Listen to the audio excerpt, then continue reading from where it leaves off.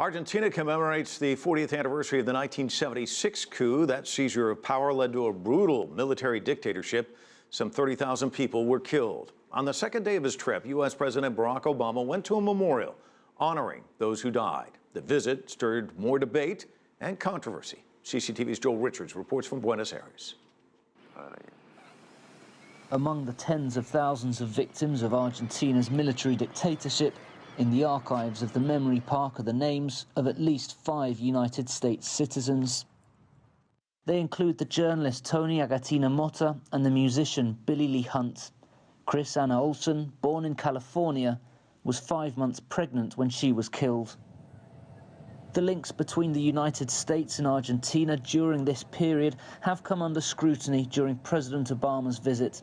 On the day of the 40th anniversary, he visited this memorial park to pay tribute and said democracies must have the courage to acknowledge when they don't live up to the ideals that they stand for. There's been controversy about the policies of the United States early in those dark days. And the United States, when it reflects on what happened here, has to examine its own policies as well and its own past. Activists labelled Obama's decision to visit Argentina on this date a provocation, despite the president's announcement to declassify more sensitive documents from the period. The US government gave tacit support to the military in 1976, knowing human rights abuses were being committed. Doing what is best for his country. Despite policy changes under President Jimmy Carter, the abuses continued, mostly under the junta's first president, Jorge Videla, seen here with Carter. Videla died in prison in 2013, serving multiple sentences for crimes against humanity. This period is often referred to as the Dirty War, but organizations reject this term.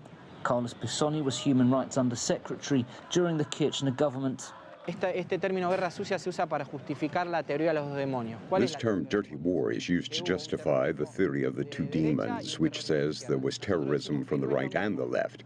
We say it is not the same when the state is responsible. This is not war, it is terrorism and planned genocide. Hundreds of thousands of Argentines took to the streets for this anniversary. More than 600 former military officers have been convicted of crimes committed during the 1976 to 1983 dictatorship. 40 years on, human rights organizations in Argentina not only work towards and demand justice, but they also want truth about what happened during the dictatorship. Joel Richards, CCTV in Buenos Aires.